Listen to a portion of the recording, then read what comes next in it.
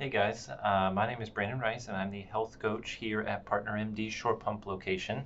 And today we're going to discuss pre and post workout nutrition and give everybody here some examples of what to eat and kind of guidelines as far as the quantity of those macronutrients, carbohydrates, proteins, and fats that you can be able to utilize to be able to maximize your workout and then also focus on recovery as well.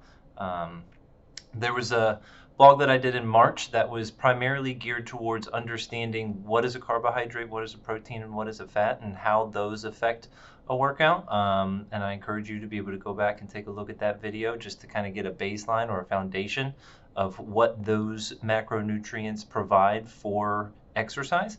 But I think today we're going to focus a little bit more on the specifics of pre and post workout nutrition and how you can start to utilize some of those specific examples at home. So the pre-workout obviously is made to fuel your activity. So whatever type of movement that you're going to be focusing on, going for a walk, going to a group exercise class, going to a yoga workout, making sure that you have plenty of fuel in your body to be able to take advantage of and enjoy that activity the most you possibly can. Is going to be important as far as being able to plan your pre-workout meal. The pre-workout meal should focus primarily on proteins and carbohydrates. Your body doesn't need a whole lot of fat in order to be able to provide immediate energy sources.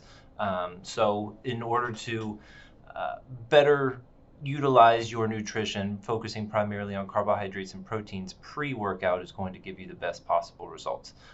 With that being said, the amount of carbohydrates versus protein. Typically, it is recommended that you take your target body weight, so whatever your goal is in the long run, take that number and divide it by 4. And that's how many grams of proteins and carbs recommended to take before a workout. So, for example, if you weigh 200 pounds or your goal weight is 200 pounds, take 200 divided by 4, that's going to be 50 grams.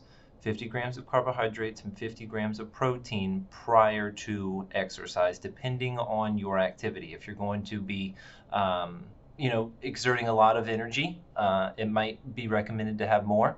If you're just going for a walk around the neighborhood, maybe a little bit less. But as far as a general rule of thumb, take your target goal weight and divide that by 4, and those are the grams of protein and carbs that you should have beforehand.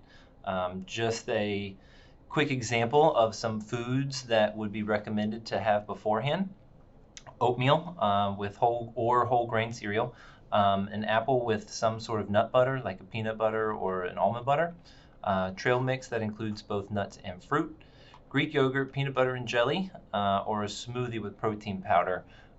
Is a quick, simple way, especially for those that are just on the run and they need something quick to be able to utilize for pre-nutrition. Typically, I recommend eat 1 to 3 hours before you work out. So making sure that if you are getting up in the morning, you have something on the way to the gym, or if you are going after work, making sure that you bring something with you in order to fuel your workout. Post-workout, that one is going to be a little bit more fun because you can add some creative options to that. But ultimately, the goal of that meal, and focus on doing that within an hour after your workout. The goal of a post-workout meal is going to be primarily geared towards minimizing muscle damage, replenishing your muscle glycogen. That is the stored form of the carbohydrate, so making sure that you put those energy sources back in your system so you can utilize them again. Reduce cortisol, which is going to be your stress hormone, and then reduce muscle soreness, making sure that you get rid of or fuel your muscles to be able to recover more effectively. Same thing as far as the general recommendations, making sure that you take your target weight and divide that by 4 and trying to get about that many grams of carbs and protein in your meal post-workout as well.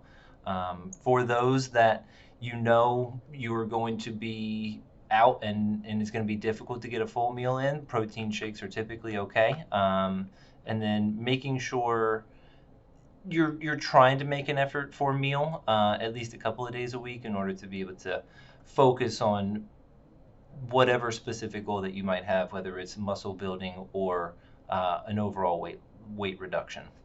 Also, in addition to post-workout nutrition, taking your workout into consideration is something as far as the weight loss perspective that needs to be taken into consideration. So if you had done a 30-minute yoga class and you didn't burn a whole lot of calories, but you got a great workout, it's going to be important to understand your overall caloric intake and ensuring that you have a caloric deficit for the day. And so if you know that you need to be under a certain amount of calories for the day, making sure that you don't overdo it with that post-workout meal.